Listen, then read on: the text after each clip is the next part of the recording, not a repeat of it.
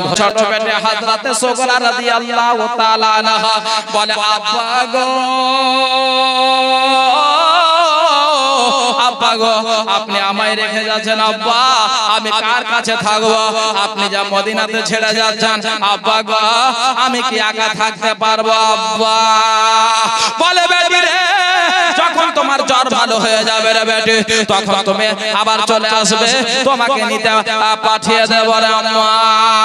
বলে আব্বা গো, আমার ছোট ভাই আলী আসগরকে এক মুহূর্তের জন্য আমি ছাড়তে পারি না, আমার ভাইকে সব সময় আমার চোখের নজরে রাখে। আল্লাহু আকবার কাবীরা। বলে আব্বা গো, আপনি আমায় ছেড়ে যাবেন না আব্বা, আপনি আমার ভাইকে আমার কাছ থেকে দূরে আলাদা করবেন না। ইমাম হোসেন জানো নিজের ছোট বেটে হযরতে সুগরা রাদিয়াল্লাহু তাআলা আনহাকে বুকে ডাকলেন বাবা, বুকে টেনে আপনার যেন বাবা আদর করলেন, বুঝিয়ে দিলেন বাবা, সান্ত্বনা দিলেন, ওরে আমার কলেজার টুকরি বেটি সুগরা, যখন মা তুমি সুস্থ হবে না মা, আমি লোক পাঠিয়ে দেব, তুমি মদিনা থেকে আবার আমাদের কাছে চলে যাবে। সুবহানাল্লাহ সুবহানাল্লাহ। এই কথা যখন বলেছে বাবা, সুগরার মন মানে না যে আল্লাহ, আমার বড় ভাই, মেজো ভাই, ছোট ভাই, আমার আম্মা, আমার চাচা সবাই যাচ্ছে, আমাকে একা রেখে যাচ্ছে, আল্লাহ আমি কেমন করে থাকবো? হযরতে সুগরা যেন বাবা নিজের আব্বা জানের কথা যেন বাবা কাটতে পারলেন না। এইদিকে ইমাম হোসেন যেন নিজের কাফলা নিয়ে বেরিয়ে পড়েছেন, মক্কায় যাবে। ও বেরাদার মা বোনেরা, হযরতে ইমাম হোসেন পাক নিজের কাফলা নিয়ে মক্কায় রওনা হয়ে যায় বাবা। এইদিকে সুগরার যেন চোখ দিয়ে টস টস করে যেন বাবা চোখের পানি যেন বইয়ে যাচ্ছে। আল্লাহু আকবার কবিরা। যতই হোক না মা, মা তো মা হয় বাবা, মায়ের মন মানে না, হযরতে সুগরার যেন আম্মা জানের মন যেন মানে না। আল্লাহ, আজকে যদি আমার ছোট বেটি সুগরাকে যদি সঙ্গে নিয়ে নিতাম, আল্লাহ আমার টেনশন হতো না, আমার চিন্তা হতো না। আল্লাহ, আজকে আমার বেটি সুগরাকে রেখে যাচ্ছে, আমার বেটিকে কে দেখবে? আমার বেটির কাছে কে থাকবে? ইমাম হোসেন রাদিয়াল্লাহু তাআলা আনহুকে হযরতে সুগরার আম্মা যেন বাবা বলল, স্বামী গো, ওগো আমার প্রাণের স্বামী, আমরা যখন চলে যাচ্ছে একটু আমার ছোট বেটি সুগরার সঙ্গে একটু আমি দেখে নিয়ে আমি মা হইয়া আমার বেটিকে একটু সান্ত্বনা দিয়ে দে। আমার মা বোনেরা বলে যায় রাতের বেলা মা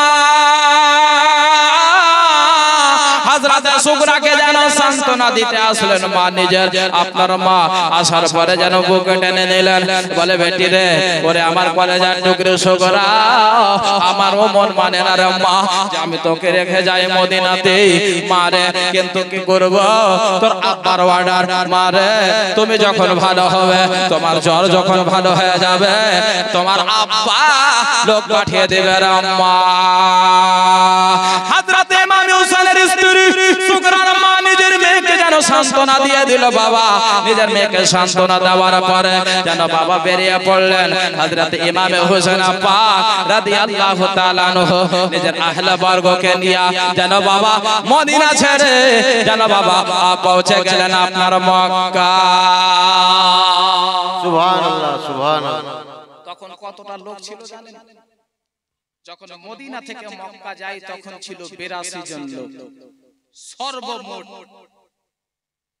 সর্বমোট লোক ছিল বাবা 82 জন। 82 জনের কাফলা নিয়ে হযরতে ইমাম হোসেন পাক রাদিয়াল্লাহু তাআলা আনহু বেরিয়ে পড়লেন বাবা, পৌঁছে গেলেন মক্কাতে।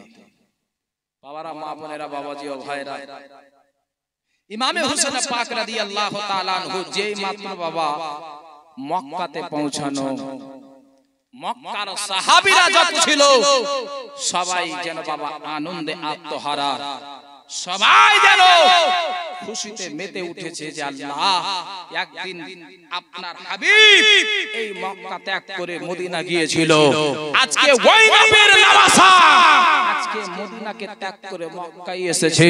আল্লাহ আজকে আমরা নবীকে পাইনি, কিন্তু নবীর নওয়াসাকে কাছে পেয়েছি।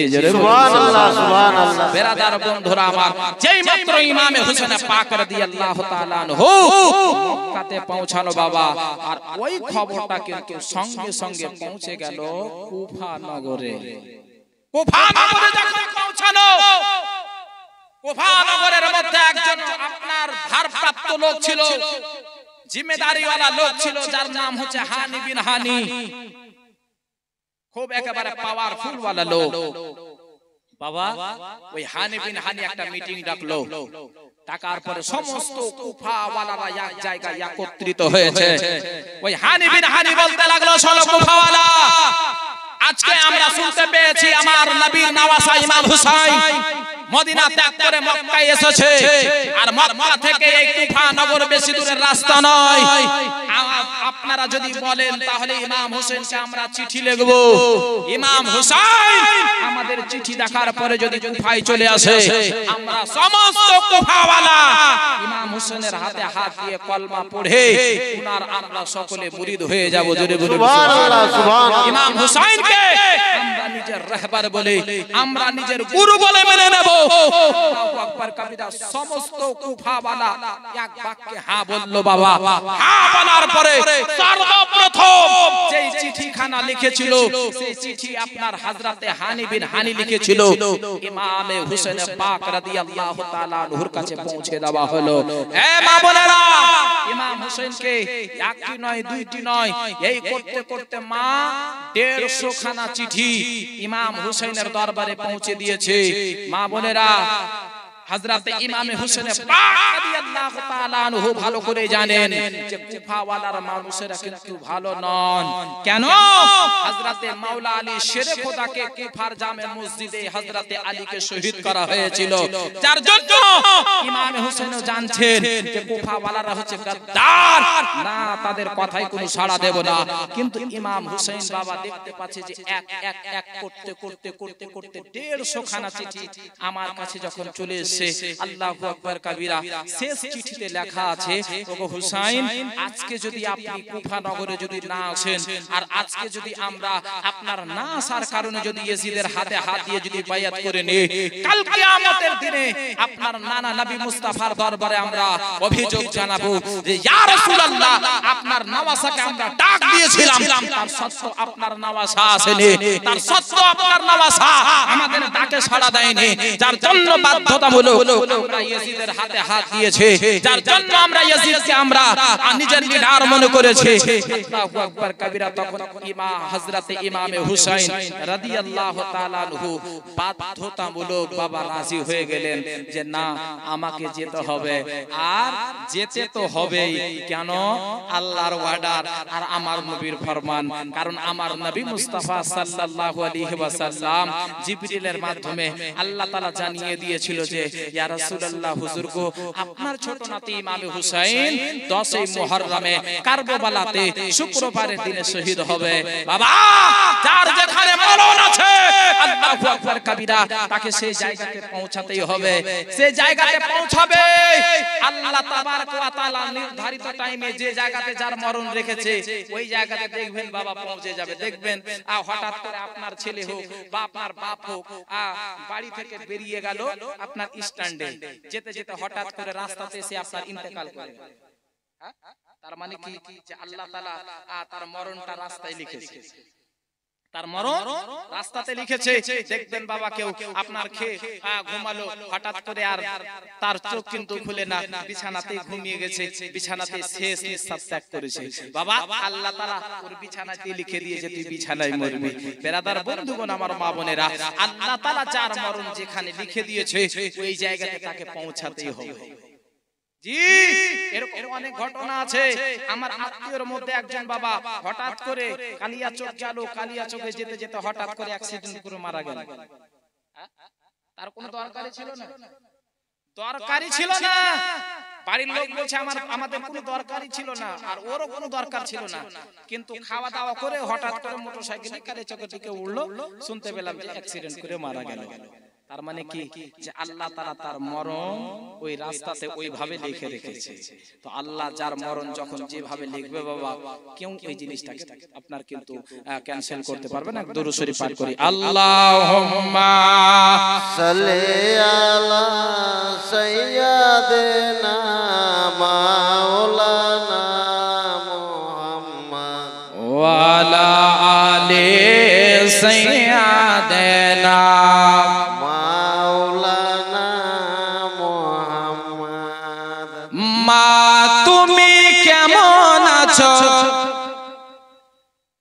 মা তুমি কেমন আছো, অন্ধকার কবরে তোমার জন্য কান্দে আমি, দুই চোখের পানি ঝরে। সুবহানাল্লাহ সুবহানাল্লাহ। মা তুমি কেমন আছো, মা তুমি কেমন আছো, অন্ধকার কবরে তোমার জন্য কান্দে অন্তর, দুই চোখের পানি ঝরে। তোমার জন্য কান্দে অন্তর, দুই চোখের পানি ঝরে। মা তুমি কেমন আছো, অন্ধকার কবরে তোমার জন্য কান্দে অন্তর, দুই চোখের পানি ঝরে। তোমার জন্য কান্দে আবে, দুই চোখের পানি ঝরে। ছোট কালের কথা পড়ে যখন মনে, ছোট কালের কথা পড়ে যখন মনে, বসে বসে কাঁদে মাগো পানি দুই নয়নে, বসে বসে কাঁদে মাগো পানি দুই নয়নে।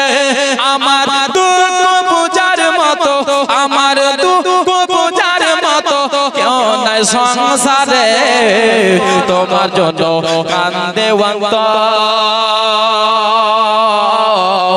দুই চোখের পানি ঝরে। মা তুমি কেমন আছো, অন্ধকার কবরে তোমার জন্য কান্দে আমি, দুই চোখের পানি ঝরে। তোমার জন্য কান্দে অন্তর, দুই চোখের পানি ঝরে। আরে যে মাহে লালন পালন করলো খাওয়াই বুকের দোল, যে মাহে লালন পালন করলো খাওয়াই বুকের দোল, সে মাকে একটুখানি দিতে পারিনি। যখন বাবা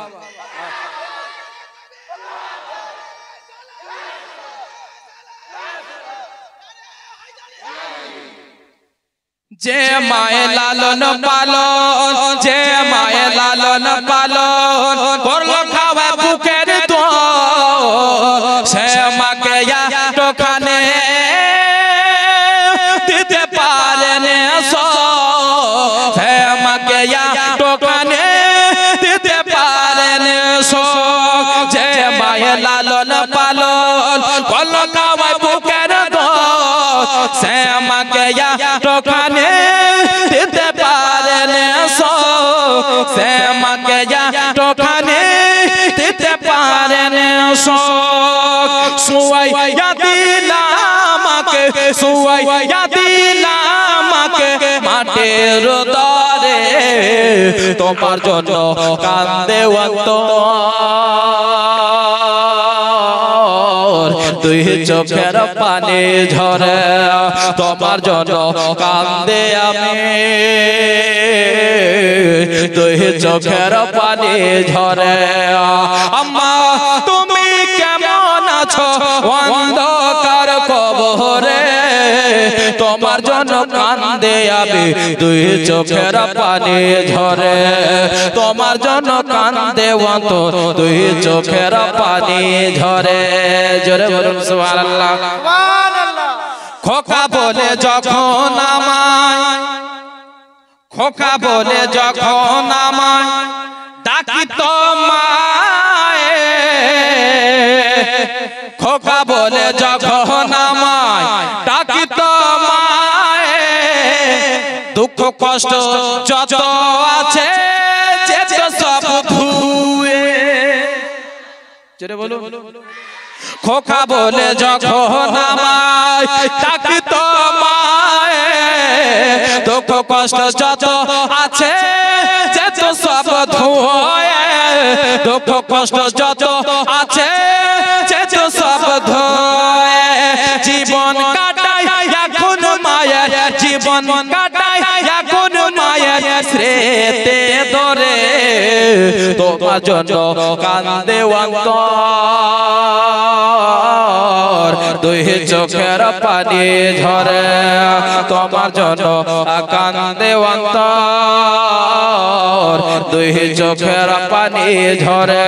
মা তুমি কেমন আছো অন্ধকার কবরে, তোমার জন্য কান্দে অন্তর, দুই চোখের পানি ঝরে, তোমার জন্য কান্দে অন্তর, দুই চোখের পানি ঝরে। আল্লাহুম্মা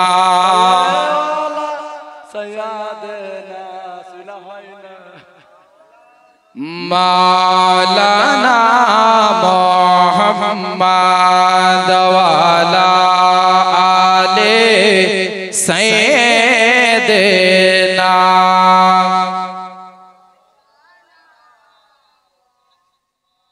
বেরাদান ইসলাম, মুআজ্জাজ সামিন کرام, বাবা মা বন্ধুগণ, আমার মা বোনেরা, ইমামে হোসেন পাক রাদিয়াল্লাহু তাআলা আনহু যখন এক এক করতে করতে করতে করতে 150 খানা চিঠি যখন পৌঁছে গেল, ইমাম হোসেন কিন্তু বাবা নিজের প্রস্তুতি নিলেন যে না, আমাকে যেতে হবে কুফা নগরে, না হলে আমার নানা নবী মুস্তাফার দরবারে আমাকে জবাবদিহি করতে হবে। তো ইমামে হোসেন পাক রাদিয়াল্লাহু তাআলা আনহু এক এক করতে করতে বাবা কাকে ভেজবো, কে যাবে, না আমি নিজেই যাব। তো মক্কার যত সাহাবী রাসূল ছিল সবাই রাস্তা ঘিরে নিল ইমাম হোসেনের, যে হুজুর না আপনাকে যেতে হবে না। একবার দরুদ শরীফ পাঠ করেন তো, আল্লাহুম্মা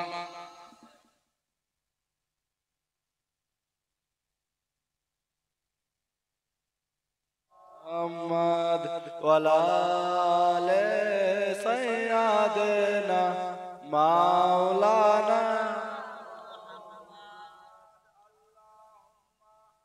সাল্লি আলা সাইয়্যিদিনা মাওলানা মুহাম্মদ ওয়া আলা আলি সাইয়্যিদিনা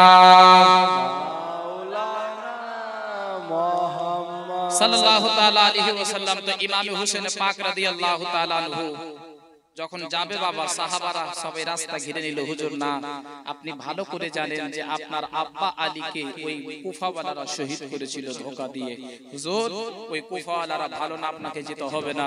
তো ইমাম হোসেন পাক বললেন যে না, আমাকে যেতে হবে। তো বাবা সাহাবারা বলেছিল যে হুজুর একটা লোক পাঠান, আগে একজনকে পাঠান, যদি ও গিয়ে যদি চিঠি লিখে যদি ওই কুফাওয়ালাদের যদি আপনার অবস্থা পরিবেশ যদি ভালো বলে তাহলে আপনি যাবেন, না আপনি এখান থেকে আপনি কিন্তু বাড়ি ফিরে চলে যাবেন। আল্লাহু আকবার কাবীরা। তো যার জন্য বাবা সর্বপ্রথমে পাঠিয়েছিল কাকে জানেন? গতকালকে যে শুনেছেন আপনারা, হযরতে ইমামে মুসলিমকে। ইমামে মুসলিমটাকে হযরতে ইমামে হোসেনের নিজস্ব চাচাতো ভাই হযরতে আকিল রাদিয়াল্লাহু তাআলা আনহুর ছেলে। বেরাদান ইসলাম, মুআজ্জাজ সামিন کرام, তো হযরতে মুসলিম এবং ইমামে মুসলিমের দুই ছেলে মুহাম্মদ আর ইব্রাহিম, এরা তিন বাপ বেটা গিয়েছিল কুফা নগরে। নির্মম ভাবে উবাইদুল্লাহ ইবনে জিয়াদ ইয়াজিদের নির্দেশে নির্মম ভাবে শহীদ করেছিল। আল্লাহু আকবার কাবীরা।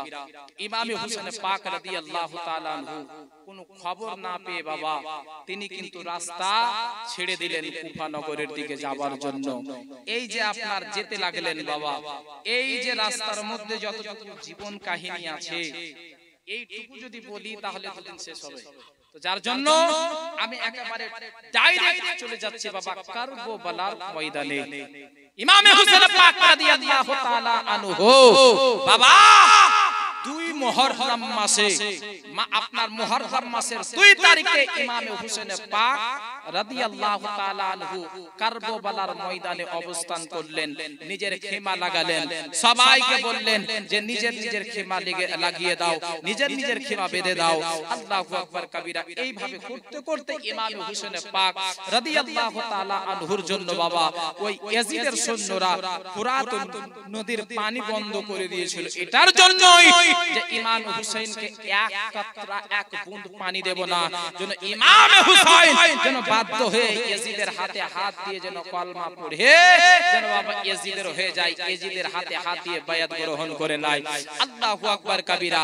ইমাম হোসেন পাক রাদিয়াল্লাহু তাআলা আনহু আপনার বলে দিয়েছে ইয়াজিদকে, ইয়াজিদ শোনো, দরকার হলে গলা দিয়ে দেব কিন্তু হাত দেব না। আল্লাহু আকবার কবীরা। বাবারা আমার মা বোনেরা, এই করতে করতে যেন ইমাম হোসেন পাক রাদিয়াল্লাহু তাআলা আনহু যেন পৌঁছে গেল বাবা আপনার 9 মুহররম অর্থাৎ 10 মুহররমের রাত। আহারে মা বোনেরা, বাবা যে ভাইরা গো, ইমাম হোসেন পাক রাদিয়াল্লাহু তাআলা আনহু যেন বাবা আপনার যে মক্কা থেকে আসার পথে ইরাকে আসলো বাবা, ইরাক থেকে যেন আপনার যেন কারবালার ময়দানে মায়েরা ওগো আমার সোনা মানিকেরা, ইমাম হোসেন পাক রাদিয়াল্লাহু তাআলা আনহু 10 মুহররমের রাত্রিতে মা আশুরার রাত্রিতে ইমাম হোসেন পাক রাদিয়াল্লাহু তাআলা আনহু জেনে গেছে যে আগামীকাল যুদ্ধের ঘোষণা হবে, আগামীকাল যুদ্ধ শুরু হবে। ইমাম হোসেন পাক যেন বাবা নিজের সমস্ত সঙ্গীদেরকে ডাকলেন। ইমাম হোসেন ডাকার পরে সমস্ত সাহাবা আপনার যেন সঙ্গীদেরকে ডাকার পরে ইমাম হোসেন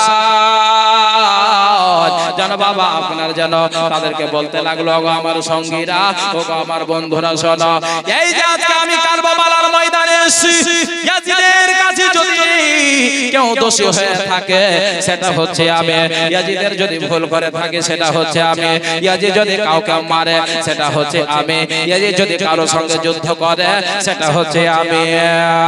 যার জন্য আমার সঙ্গীরা গো, আমি তোমাদেরকে জানাই আজকে 10 মুহররমের রাত, আশুরার রাত, আমি আজকের এই বাতিগুলোকে নিভিয়ে দিচ্ছে।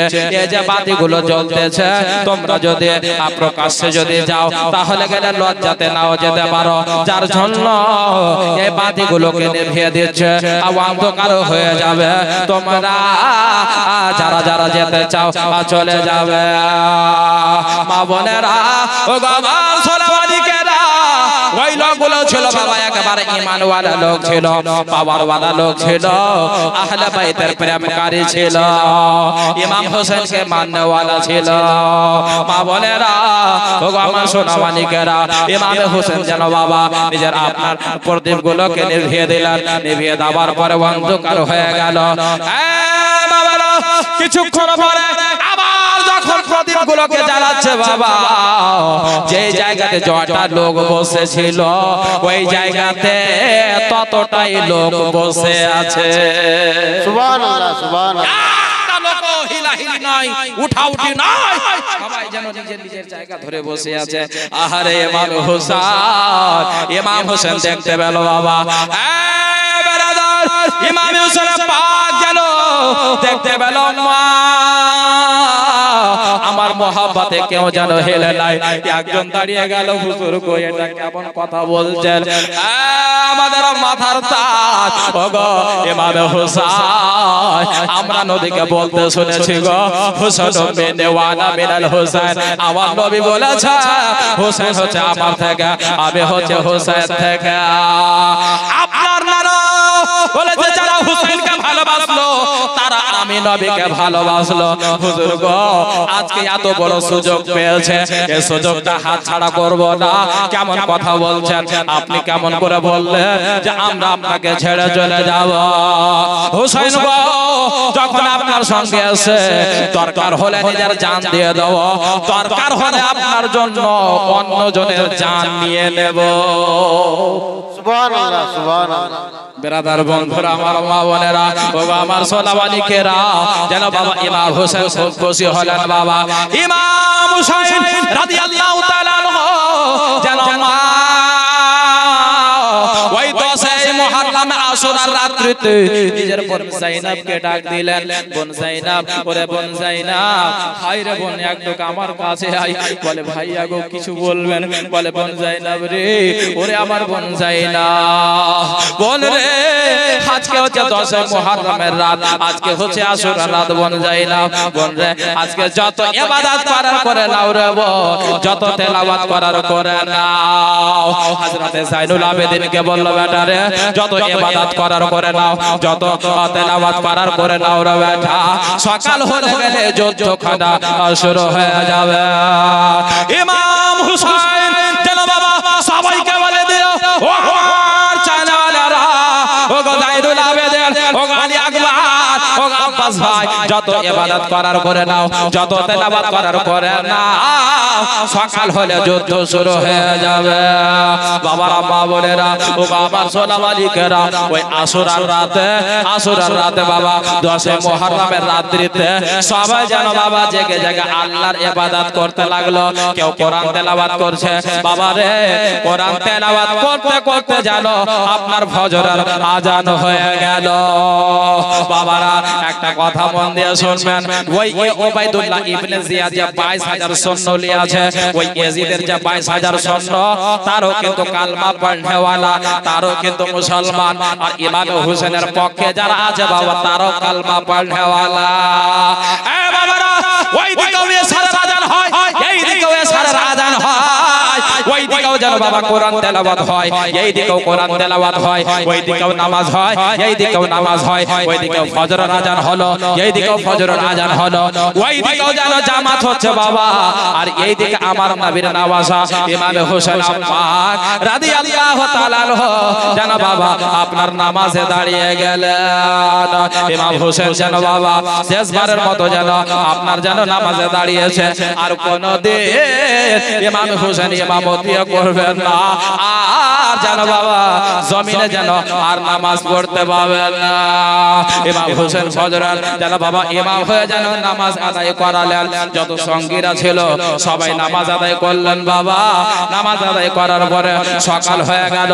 ইমাম হোসেন পাক রাদিয়াল্লাহু তাআলা আনহু নিজের সঙ্গীদেরকে বাবা হুকুম দিয়েছিল, ও আমার সঙ্গীরা, আমাদের যত দূর জায়গা রয়েছে, যত দূর পর্যন্ত খিমা রয়েছে, গোটা খিমার পাশে তোমরা গর্ত করে দাও, বড় করে গর্ত করে গর্ততে আগুন লাগিয়ে দাও, আর একটা রাস্তা ফাঁকা রাখো যেন যাতায়াত করা যায়। মা বোনেরা, ও আমার সোনা মানিকেরা, 10 মুহররমের দিন রম্মা শুক্রবারের দিন আল্লাহ তাআলা বলে, ও আমার বান্দা বান্দিরা, যখন কিয়ামত হবে 10 মুহররমে, সেই দিনটা হবে শুক্রবারের দিন। সুবহানাল্লাহ, সুবহানাল্লাহ। সেই দিনটা হবে শুক্রবারের দিন 10 মুহররম।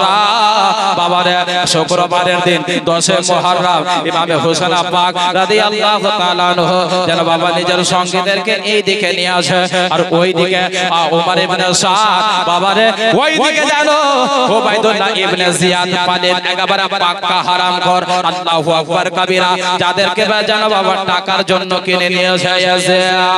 আর ওই ইয়াজিদকে ওই ওয়াহাবিরা বাবা রাহমাতুল্লাহ আলাইহি বলে, ওই ইয়াজিদকে ওয়াহাবির বেটারা বলে যে ইয়াজিদ ভালো ছিল, ইয়াজিদ হাফিজ কোরআন ছিল, বাবারে যার জন্য ওয়াহাবিদের সঙ্গে আমাদের জমে না। কেন না? যারা ইমাম হোসেনের না, আমাদের কিন্তু তারা হতে পারে না। সুবহানাল্লাহ, যারা ইমাম সুবহানাল্লাহ। হোসেনের তারা হচ্ছে আমাদের, যারা ইমাম হোসেনকে মানে তাদেরকে আমরা মানবো। এ বেরাদার বন্ধুরা, আমার মা বোনেরা, ও গো আমার সোনা মানিকেরা, ওই দিকে যেন বাবা ইয়াজিদ যাকে বাবা লিডার করে 5000 সৈন্য লিডার করে যাকে পাঠিয়েছিল, যার নাম হচ্ছে ওবাইদুল্লাহ ইবনে জিয়াদ। ওই ওবাইদুল্লাহ ইবনে জিয়াদ যেন বাবা যুদ্ধের নাকারা বাজিয়ে দেওয়া হলো, যুদ্ধের ঢোল বাজিয়ে দেওয়া হলো, ওই দিকে নাকারা বাজিয়ে দেওয়া হলো, এই দিকে ইমাম হোসেনের খিমাতে আওয়াজ পৌঁছে গেল। ওই দিকে যেন ওবাইদুল্লাহ ইবনে জিয়াদ বলে, যুদ্ধের জন্য তৈরি হয়ে যাও, যুদ্ধের জন্য তৈরি হয়ে যাও। ইমাম হোসেন পাক রাদিয়াল্লাহু তাআলা আনহু ভাবে যে আর থামবে না, এবার যুদ্ধ শুরু হয়ে যাবে। ইমাম হোসেন রাদিয়াল্লাহু তাআলা আনহু বাবারে যুদ্ধের আগে তিনি করলেন কি যে ওই আপনার কুফা নগরের মানুষের সামনে ইমাম হুসাইন পাক রাদিয়াল্লাহু তাআলা আনহু কিন্তু এক পা দুই পা করতে করতে গেলেন বাবা।